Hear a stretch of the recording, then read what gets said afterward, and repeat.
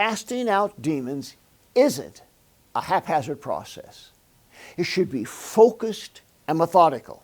I'm going to explain the 5 things which are deliverance essentials.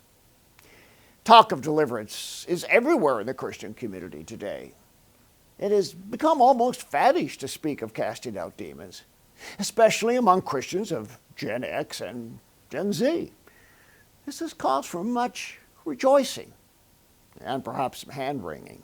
Where Christ is preached, we rejoice, according to Philippians 1:18, but Satan knows he's been delivered a blow and isn't sitting back.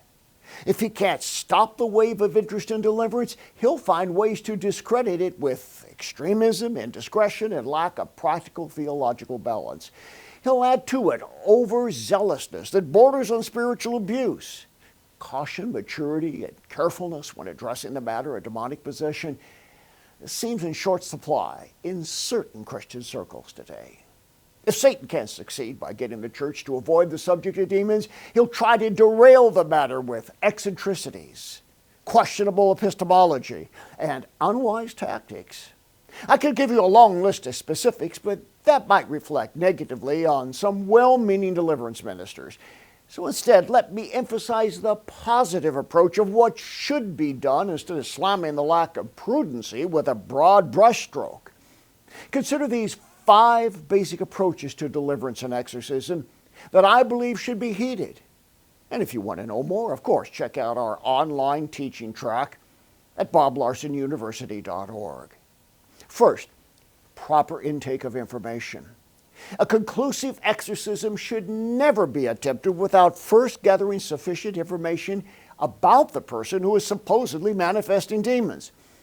Demonic displays may erupt unexpectedly, but unless the demon's host is known to the deliverance minister, the demon should be shut down and some fact-finding ought to be done first.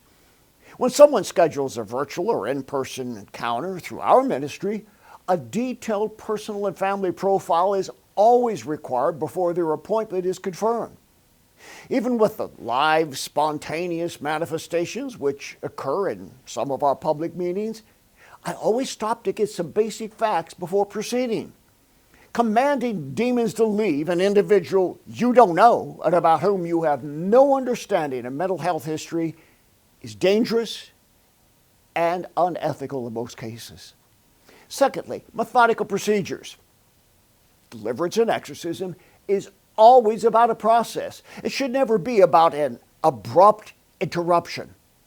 Even with some called power encounters, aggressive prayer techniques, that needs some formatted procedure. It's clear from Christ's example that he got information from demons. Legion, for example. He asked questions of family members, like the man with a possessed son. And he took time to test the supplicant's faith, the woman with a demon-possessed daughter.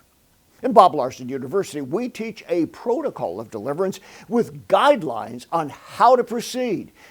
Of course, there can be exceptions to this rule in extreme cases, such as an unanticipated violent outburst. But even then, what happens next should be methodical and structured, leading to the demon's acknowledgement of defeat and its doom in the pit. The third thing is breaking curses. Both generational and contemporary curses need to be broken.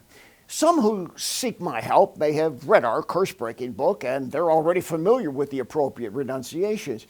But often I still spot check by having the individual repeat breaking some curses which are obvious, such as a family history of witchcraft. When no curse-breaking prayers have taken place, it's essential to confront these bondages to properly go on with the deliverance process. Not taking this precaution can disrupt the exorcism at some later point. Number 4, inner emotional healing.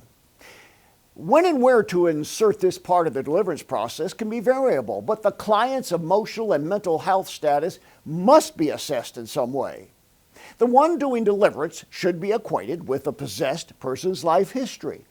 This is especially important when the one seeking prayer has been a victim of physical or sexual abuse.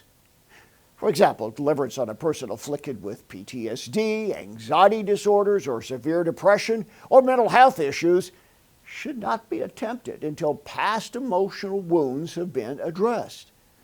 This may mean using what's called inner healing prayers, dealing with dissociative identity disorder, or referring the possessed person to a Christian counselor to deal with past hurts. In addition, prayers for physical healing are often necessary due to the internal systemic damage that demons have done to the body. Number 5, objectify demonic activity. Don't rely on hunches or prophetic or intuitional insights alone. In most cases, demonic verification is helpful by having the demon confirm his right of entry. The demon can also reveal the exact source of any bloodline curses, as well as mental strongholds or addictions. It's usually helpful to force the demon to acknowledge what other evil spirits inhabit the host and reveal the hierarchical structure of power inside the supplicant's soul. Well, what I've set forth is a very abbreviated outline compared to the many, many hours of teaching at Bob Larson University. But if you're serious about helping those bound by Satan, please make the deliverance process a matter of study and lifelong learning. The need is great. The laborers are few, and the moral decay of our world has resulted in a ripe harvest field of souls desperate to be free. Do your homework before doing deliverance. You'll be more spiritually successful, and Christ will truly get the glory for a labor of love well done. Your financial support and prayers make it possible for us to bring hope for the hurting and freedom to those in spiritual bondage. For the latest information regarding ministry outreaches, go to boblarson.org or call 303-980-1511.